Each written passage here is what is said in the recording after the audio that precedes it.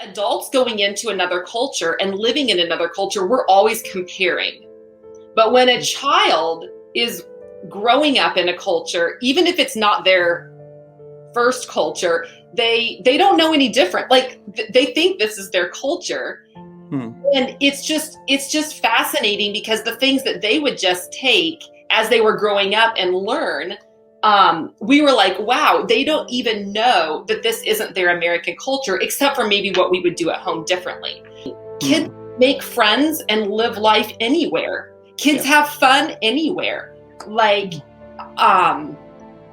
they would go outside and they would kick around the pop bottle that had rocks in it because no one had a ball that day, or they would climb trees, or there's just so many advantages just to have them have a bigger view of the world. So like when our kids are going to school, they went to an international school. There were people from different cultures. Well, the school was primarily an American, a Western style school. So you're talking about, a culture that values independence, that values, initiative, you do your own work. But then they're going to school with kids who come from very collective cultures. And when you're in a collective culture, you share everything. And the person who doesn't share is a bad person. So they're expected, their friends are expecting, well, you figured out the answer to the math problem, share it with the rest of us. And so they're trying to figure out, okay, how do I juggle these two cultural expectations? And if I do, the school's going to tell me I'm cheating. If I don't, my friends are going to say I'm stingy and I'm a bad, almost like an immoral person. So trying to walk them through how they juggle the different, and sometimes, there's different cultural values that conflict. And how do you juggle those, and how do you honor both the school's expectations and your friends? And to be clear, the Cameroonian students were not intending to cheat. Not at all. They knew for tests, you do your own work, but for them, the homework was, we do this collectively. If she figured it out last night and I didn't have time, she can share it with me tomorrow.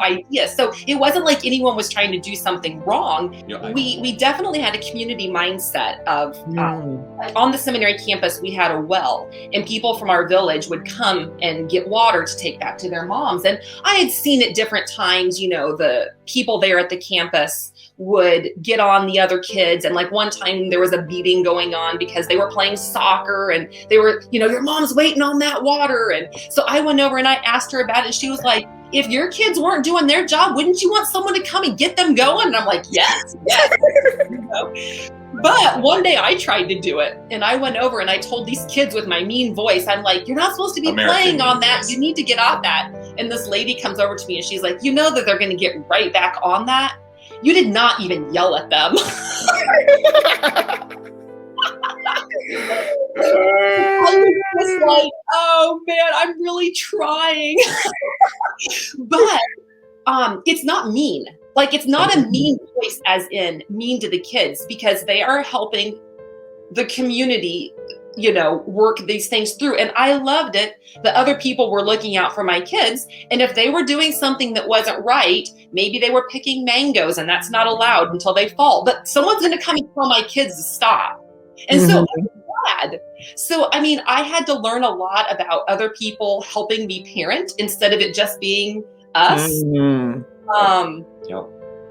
Yeah, there's so many things. Our kids went to school. One of them got hit on the hand with a stick because they were talking too much.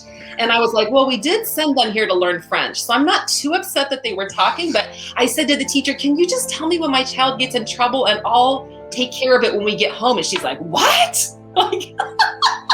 I feel like my kids at their age, I think of myself when I was, 15 or 13, which our two older girls are now. My perspective on the world was so much more narrow. I grew up kind of with the assumption that everyone in the world pretty much lives like I do. And now, but they have grown up with so much of a broader perspective. They have seen more of the world. And I think that helps them, because as they see that, they understand, it helps them to be more global people, but to also understand how you deal with people who are different from you. And appreciate them.